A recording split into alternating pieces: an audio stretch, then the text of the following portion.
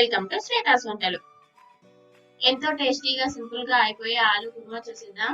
నేను దోశల్లో ట్రై చేశాను. మీరు పూరీల్లో, అన్నంలో, రొట్టెల్లో కూడా ట్రై చేసినట్టు సింపుల్ గా అయిపోతుంది. మీరు కూడా ఒకసారి ట్రై చేయండి. నా ఛానల్ ని ఫస్ట్ టైం చూసినట్లయితే మరిన్ని వీడియోల కోసం సబ్స్క్రైబ్ బటన్ ని క్లిక్ చేయండి. ఈ ప్రాసెస్ ఎలానో చూసిద్దాం. నేను ముందుగానే ఉడకబెట్టుకున్నాను ఆలుగడ్డల్ని. దీనిపైన ఉన్న తోలుని తీసేసుకొని చిన్నగా కట్ చేసుకోవాలి. ఇలా కచ్చా పచ్చగా స్మాష్ చేసుకోవాలి. ఇలా స్మాష్ చేసుకున్న తర్వాత దీన్ని పక్కన ఉంచుకోవాలి. ఇప్పుడు ఒక ప్యాన్ పెట్టుకొని 2 టేబుల్ స్పూన్ ఆయిల్ వేసుకోవాలి. ఆవాలు, జీలకర్ర వేసి వేయించుకోవాలి.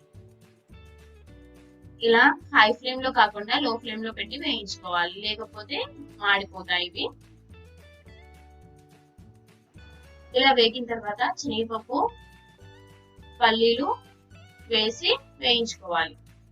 వీటిని దూరగా అయ్యేంత వరకు వేయించుకోవాలి. ఇలా ఉంటే సరిపోతుంది. ఇందులోకి కొద్దిగా పసుపు, అల్లం వెల్లుల్లి పేస్ట్, కొద్దిగా కరివేపాకు వేసి కలుపుకోవాలి. పచ్చి వాసన పోయేంత వరకు కలుపుకోవాలి. ఇలా కలుపుకున్న తర్వాత చిన్నగా కట్ చేసి పెట్టుకున్న పచ్చిమిర్చి, ఉల్లిపాయలు వేసి కలుపుకోవాలి. ఇవి కొద్దిగా కలర్ వచ్చేంత వరకు కలుపుకోవాలి. ఇలా ఉంటే సరిపోతుంది.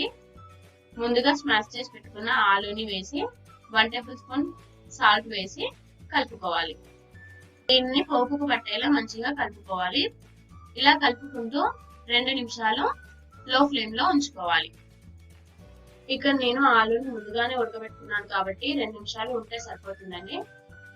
కొద్దిగా కొత్తిమీర వేసి గార్నిష్ చేసుకుంటే సరిపోతుంది. అంతే అండి, ఎంతో టేస్టీగా ఆలు కుర్మా రెడీ. ఈ రెసిపీని మీరు కూడా ఒకసారి ట్రై చేసి కామెంట్ రూపంలో తెలియజేయండి.